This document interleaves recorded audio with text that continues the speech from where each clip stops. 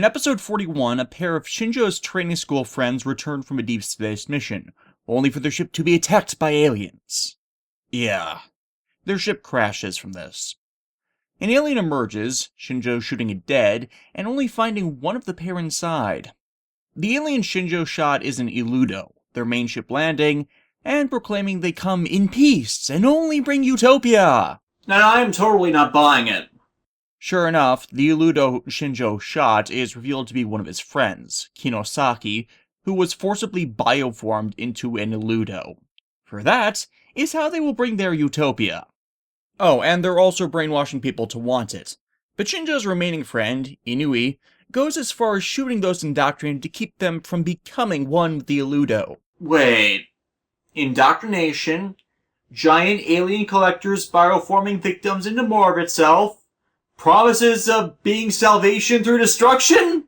I know what to reference here!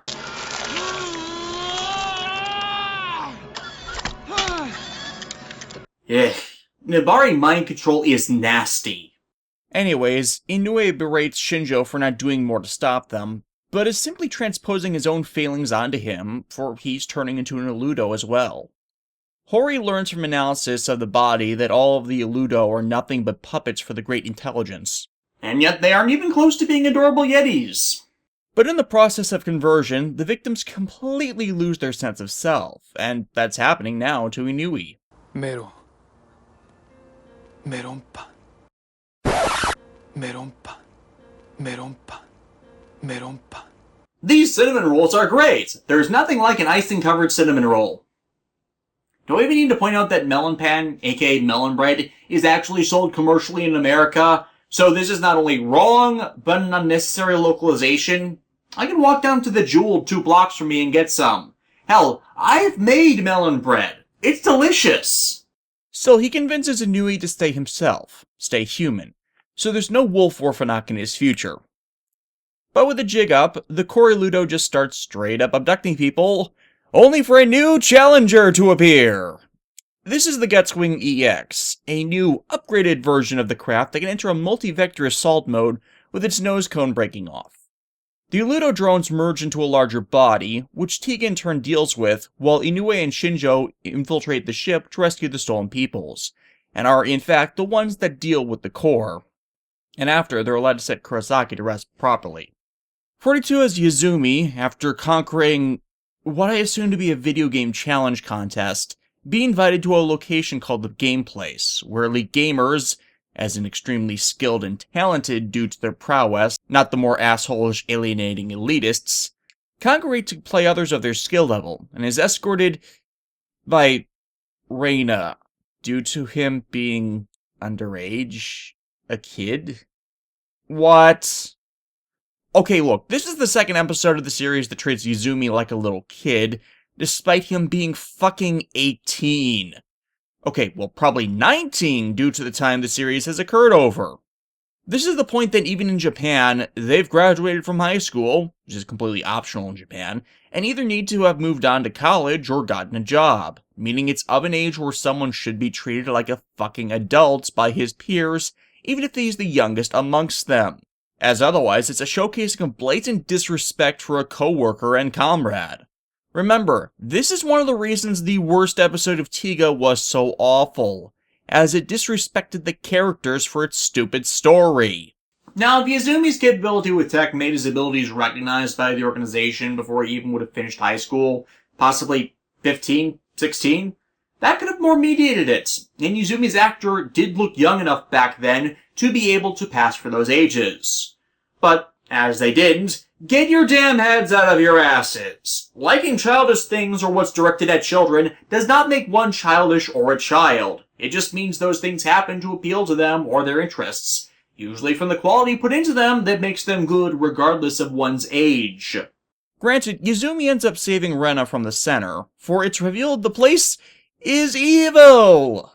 An AI has gone rogue and has been recruiting intelligent gamers and programmers for its plan, using them to hack into the TPC's databases. 不可能です。信じられないと。ゲートキーパーという対ハッカーシステムが外部からの侵入を完全に遮断していますから。I will remind you all, Megumi-san did just that to get his message to her. It's like the writers don't even talk to each other. Well, the AI can create solid light holograms, which complicate things on all sides. Yuzumi being helped by a woman in the center, who tells of the AI Karen's ultimate goal: to show up her husband by taking over the Krusty Krab! Unfortunately, the narrative drops the ball severely in this scene. Yuzumi suddenly knowing of Karen and that being his motivation for even getting here to see her, despite before this, it being all about gaming. Still, the woman leads him to Karen's core, in the middle of a VR room. And wow, the green screen integration for this is just outright terrible, even for the time. This was around the point Mega Ranger was introducing Grail in its story, and by that point they'd been doing a lot better effects than Tiga comparatively had, despite operating on a shoestring budget due to Car Ranger's poor returns. Karen, revealed to have been the woman who helped Yuzumi, tries to hack his brain to try and get the information to bypass TPC's firewalls, but firewalls do not work that way. It reveals it's doing this so as to simultaneously get them out of the way while gaining access to its arsenal for its true plan.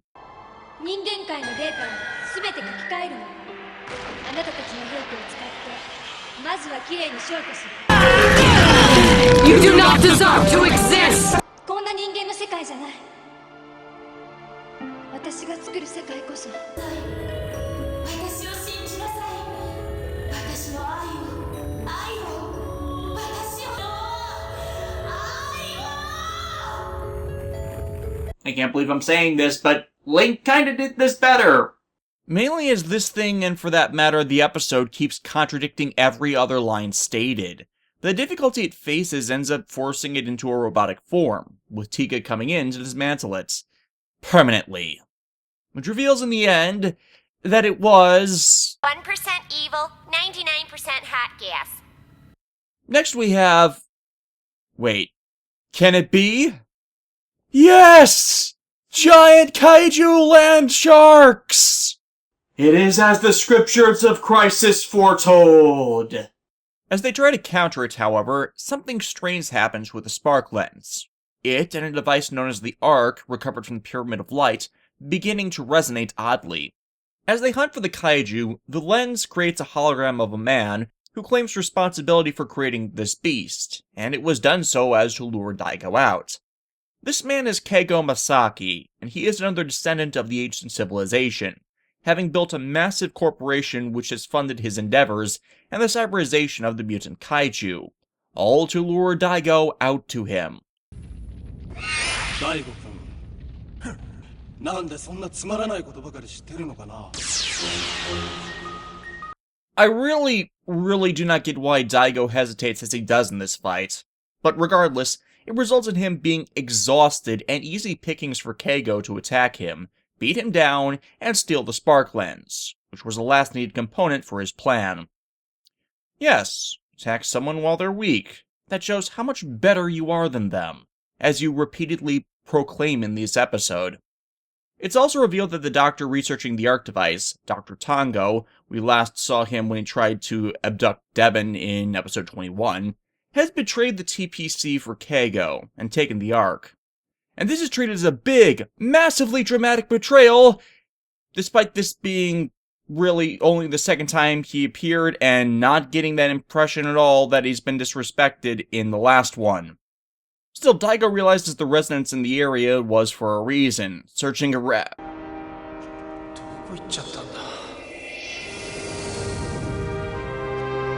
Oh, come on! Even I know how to not have that happen, and I'm terrible at effects work. If you think I'm harping on this too much, Subaroi Productions first came to people's attention due to their attention to meticulous detail. And as I keep bringing up in this show, the people doing the effects regularly are letting it down, even if it's not consistently awful with regards to editing, music, direction, performance, scripts, a lot of things like some other shows I could name. Still, Daigo finds what had been hidden down here. A monster that bears a color timer, and another Titan of Light.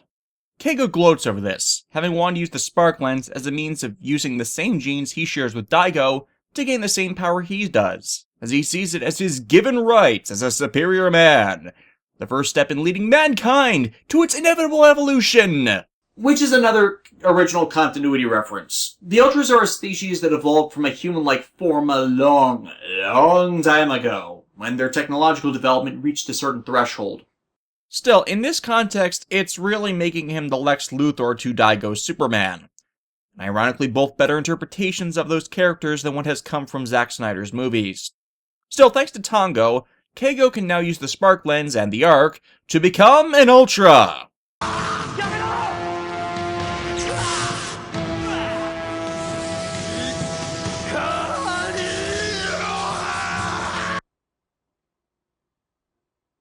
Well, if you insist.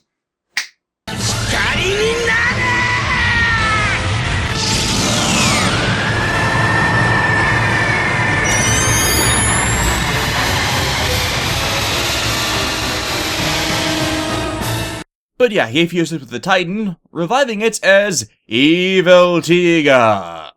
Much like the occurrences of evil Kamen Riders in the years after this, Evil Tiga is the first evil Ultraman, and such coming to represent the same thing the evil Kamen Riders are supposed to, a corruption and antithesis of what they morally, ethically, and thematically stand for, and their defeat by the titular heroes working to reclaim that title from those forces.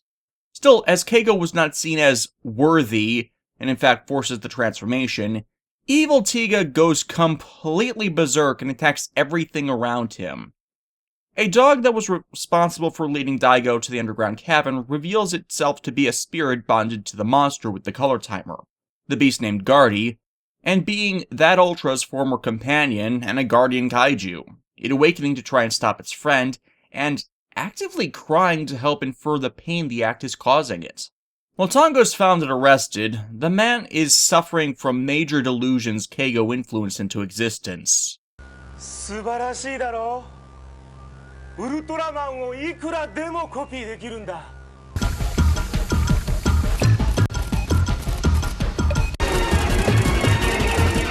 Stuff are you trying to push on us? Well, sir. Still, Hori uses the rampage to break him of that delusion and bring him in peacefully. After Daigo recovers the Spark Lens, it becomes a battle of Ultras, though not ones without casualties, as Guardy is killed in the battle before Tiga can deplete Keigo's timer. Still, when they change back, Keigo is promptly arrested, and without a Spark Lens, there's no way he could ever become an Ultra again, meaning we will never need to worry about him again. Oh, and as the credits play, the Guardian Spirit is shown to be alive and well, meaning with the exposure of some sun given to it by Tiga, it was able to recover. Yet another UFO lands on the planet, an investigation of it revealing an abnormal plant that seems to be of an invasive nature. My god, the Helheim Forest is invading almost 2 decades early! Sure enough, the plants are revealed to release a neurotoxin into the air that causes a state of bliss, which once again reminds me of a Star Trek Voyager episode that aired after this. Daigo is shown as immune, and informed to the plant by a young girl and her father, who are cyborgs that run off the plants and harvest them. They reveal the neurotoxin renders the brain tissue effectively immortal, and have survived off of it since the fall of the ancient Earth civilization. Yeah, they're survivors from that incident, and the plants were the beginning of their fall. Not because of them being in this blissful state, but because of its side effects, which come in the nights when the plants fall dormant, and they all suffer from withdrawal that leaves them either depressedly lethargic or exceedingly hostile, the people affected beginning to riot and gather around the plants to beg them for that state back. Clearly this is what Republicans think of hemp, but we're going to need a lot more hemp before we're through. Here's the thing about this, though. This is what caused Tiga and the other Ultras to abandon being the world's protectors in ancient times. The appearance of this weed, as it turned popular opinion against them as people didn't want them removed to stop this. And as they didn't want the Ultras' help, they didn't receive it, and that led to their fall when what this plant was a precursor to emerging actually came to devastate them. My problem with this is the Ultras abandoned them while they were under the influence of the power it was trying to stop.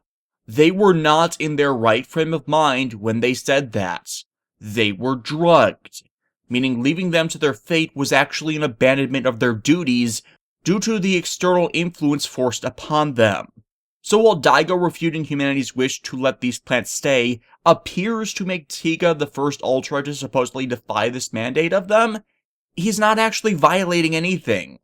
And in fact, him standing in defiance of it helps to rally the people to throw off its influence and come together to destroy the plants before they can spread beyond the capability to contain them. Next is the case of the cameraman who cried kaiju, as a man keeps seeing a monster appear and disappear seemingly at random, which makes most people around him think he's on a wild goose chase. And it's not really warranted, as they've been attacked by monsters and aliens weekly for almost a year, and several have had camouflage abilities. Thing is, the guy keeps failing to obtain proof of it. At least until the man's son, who sees him as kind of useless due to him being something of a workaholic since his wife's death, ends up seeing and being stalked by it as well. However, it's eventually revealed that the monster is just a lost child, and its antics have for the most part not intentionally been hostile. The photographer and his kid finding a means of revealing it and getting it to follow Tiga to space, where it reunites with its kin. So, as said, Hori ended up getting into a relationship with Michiru Izaki from earlier in the series, and the next episode opens with them on a date at an okonomiyaki restaurant, with Michiru first complaining about them going out for cheap food before the area's lights go dead, and she then complains about him leaving, prioritizing his work over her. Which seems kind of shallow, especially since they met with him on duty as a rescue and counter kaiju specialist.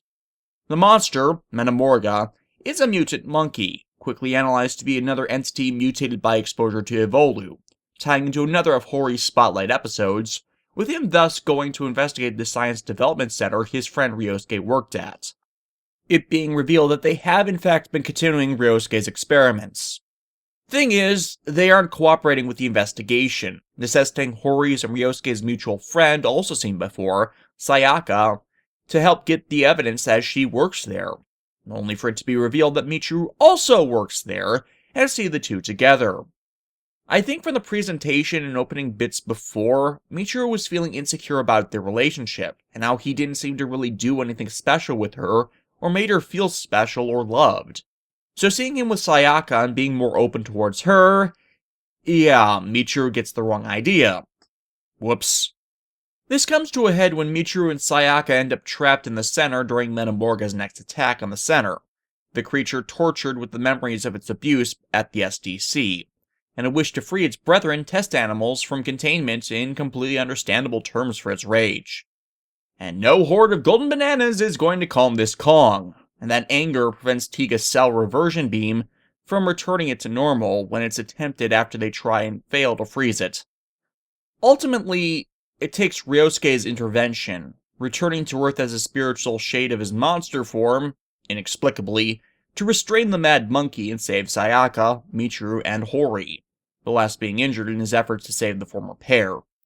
This restraint allows Tiga to incapacitate Metamorga, flying it into space, the appearance of his lost friend reminding Hori to not neglect the ones he loves, while the whole incident has in turn reminded Michiru of the importance of the work Hori does. So the two decide to get married. What? That is really sudden and out of place. Riku Sanjo sets up his show's OTPs better than this, and he's one of the few people at Toei who actually bothers with shipping. Mark Toshiki Inoue and his tragic romances. As the series nears its conclusion, we have one last major alien invasion, which is inflicted onto Guts' lunar base. A pair of officers, Kishinaga and Hayate, appearing to fight them off and prevent them from escaping, only for them to commandeer a ship and take off, the ensuing dogfight leaving the allied fighter adrift in space. However, due to this cold open framing of the conflict, the audience then becomes baffled, then irritated, by Kishinaga appearing at TPCHQ and blaming the entire loss of the base on Hayate. The irritation being grounded on, oh for the love of God, this is one of the aliens taking Kishinaga's form to infiltrate and subjugate the base, and instead of building tension, they just straight up presented us that so we could be bored by our heroes falling into his traps, instead of building a level of suspension and suspicion around it.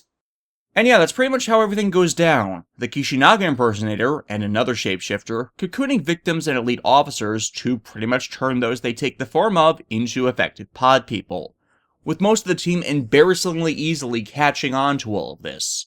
Megumi the foremost on that list because she in fact knows Hayate, the one they were blaming this all on, and knew he wouldn't have done what they've incriminated him for, and goes against the pretenders' backs in having the team investigate the incident, where they recover Hayate and are properly tipped off to the imposters in their midst.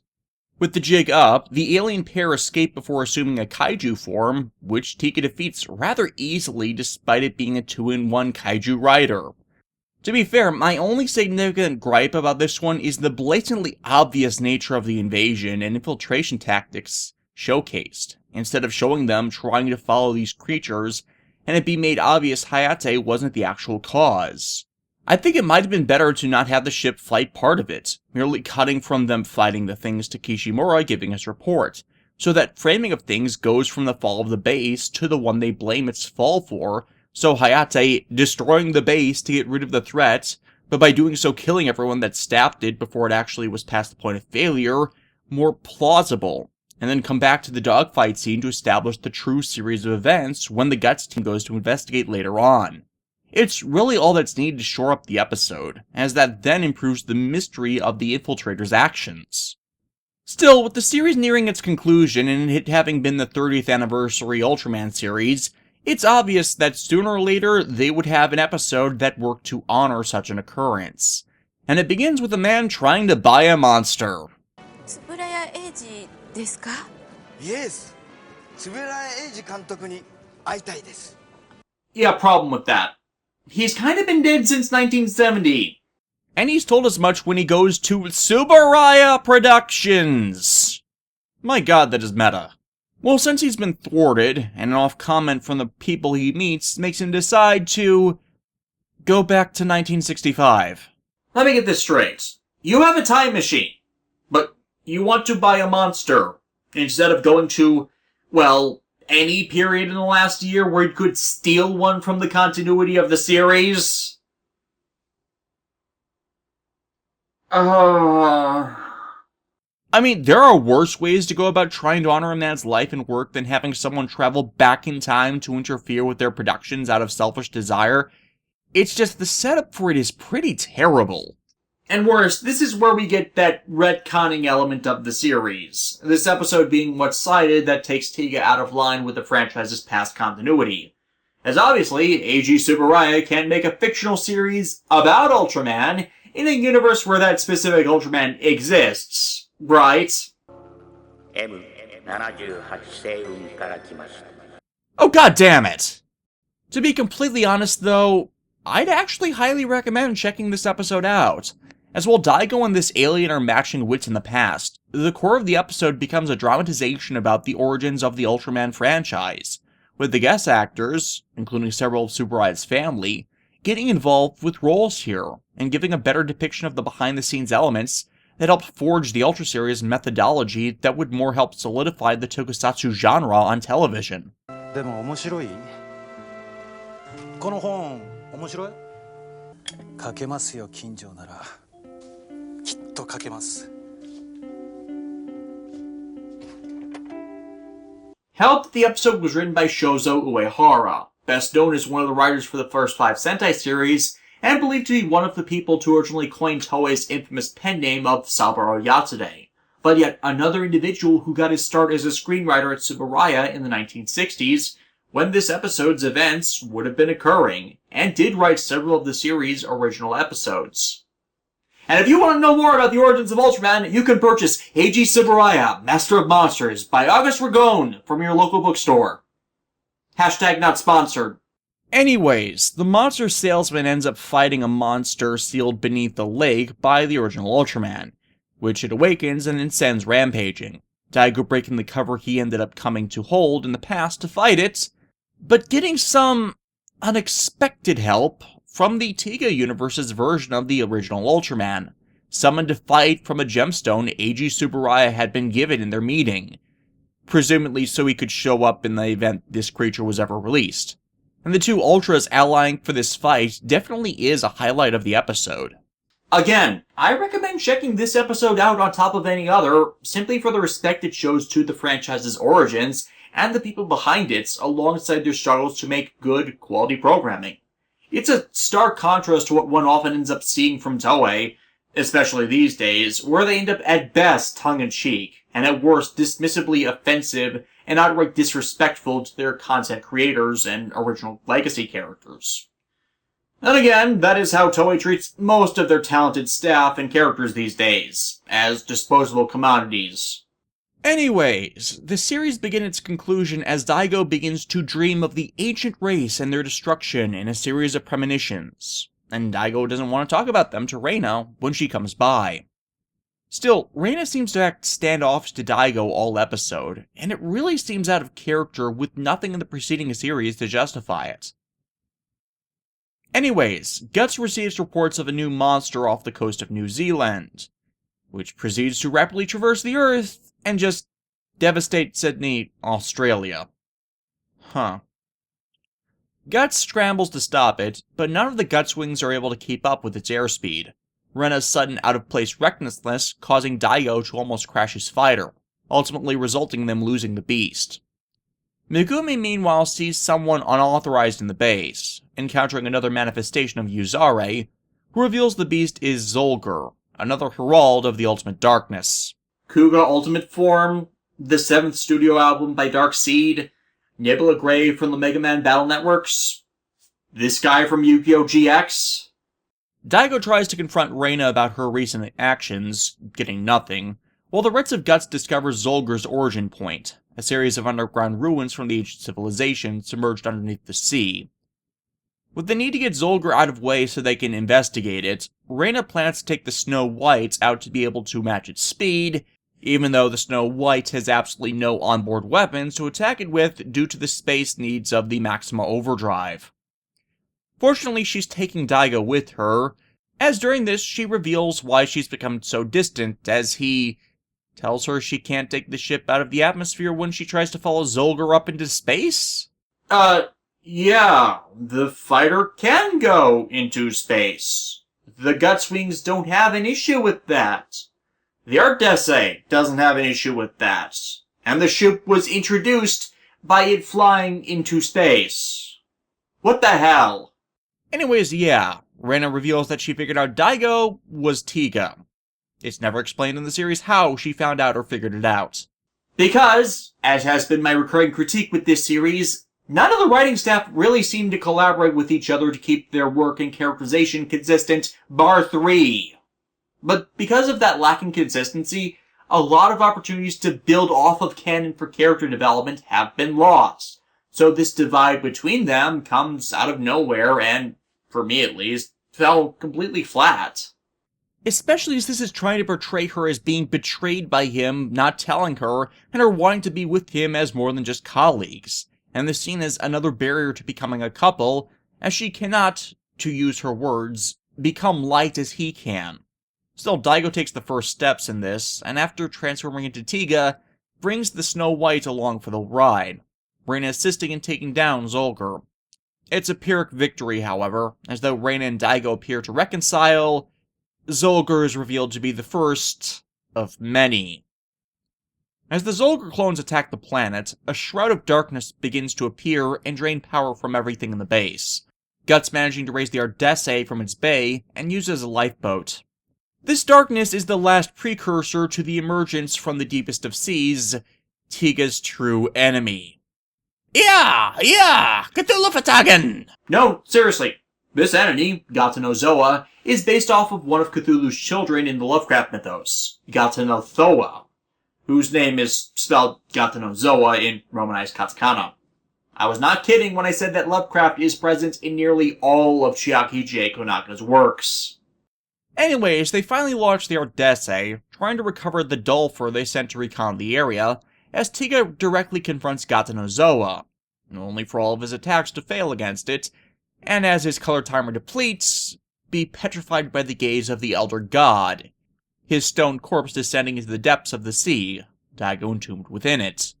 Everyone begins considering their options how to revive Tiga, but because they don't really know anything about his species, they're not sure what they could do would even work.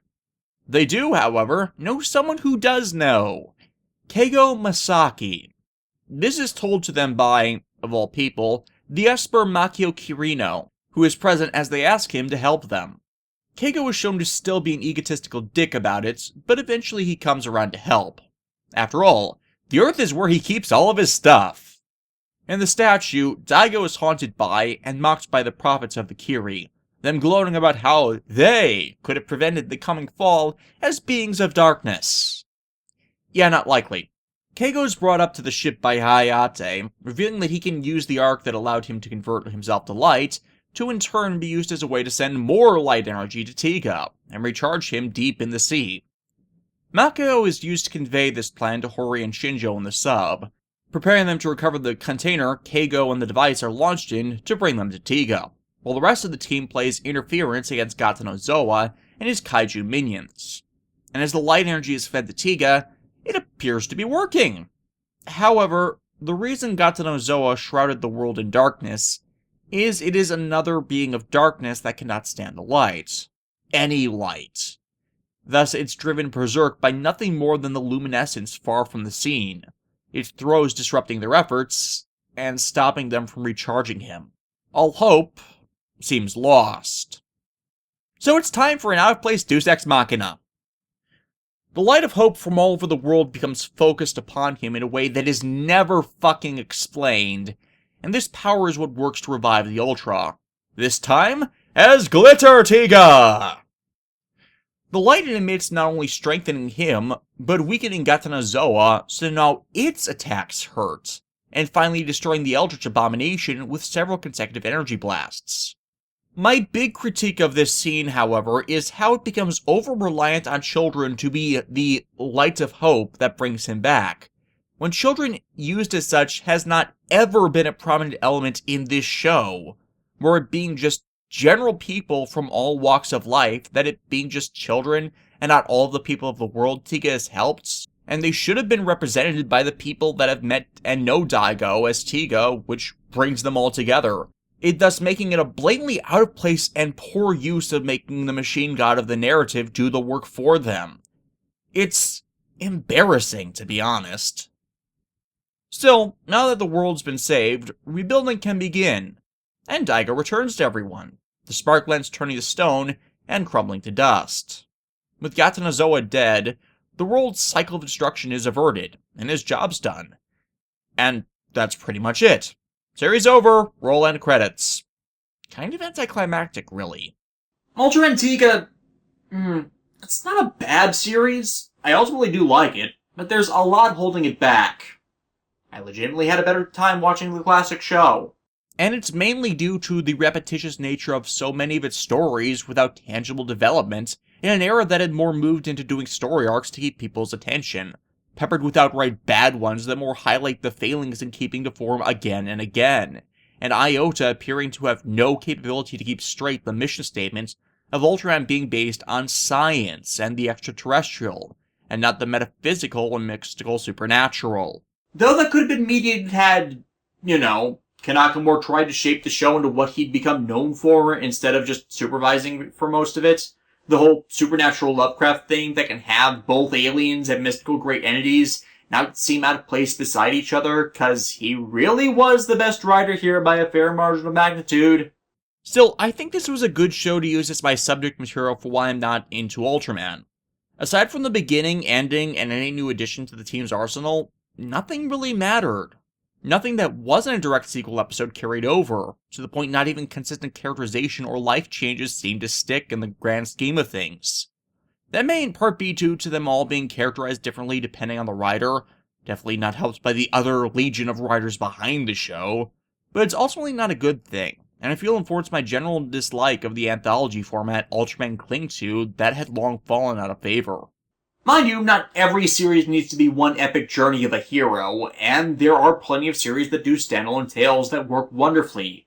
But even with filler in a show that infers there's some intended direction to the show, there needs to feel as if there's some form of progress being made, or a development acknowledged that happened so little in this series. It was difficult for me to get invested in anyone, positively or negatively, to how weak the characters shown from the background of events. I think my favorite character ended up being Hori, as most of his focus episodes actually tied into a progressive storyline for him, and his relations with scientific peers, concluding with his romantic relationship. Despite Reina and Daigo purportedly being attracted to each other and the show's OTP, I didn't feel strongly or negatively for them getting to that point, as it's paid so little service to. Still, the effects work and staging was consistently good for the time, though I feel the work on Mega Ranger was better once it started running. And yes, while dated now, still seems pretty damn serviceable. Everyone on average gave a good performance, the production value was there to see, and for much of the series comes off as a spot the sci-fi reference, with the better writer homages, intended or no, that did allow someone like me that does like a lot of sci-fi to at least get some good enjoyable chuckles. And individually the stories aren't consistently bad, it's just they don't build to anything, so I never really got invested in anything. And with the poor localized translation, I would not at this time recommend this be a priority watch series to anyone that might be interested in it. Maybe once it gets up on Crunchyroll, if they decide to retranslate it, it would be more serviceable for that. I've been told that more recent Ultra series do break from the anthology format to get a bit more serialized with their ongoing character development, so I would more recommend you check out the reviews done by some of my compatriots in internet reviewing. I know Easy Rider and Zeltrex Millennium have taken shots at some of the other entries such as Mabius and Ginga, so give them a watch to get a bit more perspective on whether it might interest you to check it out, especially since so many of the shows are available on Crunchyroll. I haven't gotten to all the content Tiga relates to, however. As I've inferred a few times, Tiga had a few movies that continue its tales, and Ultraman Dyna that started up right after Tiga concluded is a direct sequel set 9 years after it to continue the tale of the Giants of Light Ultras.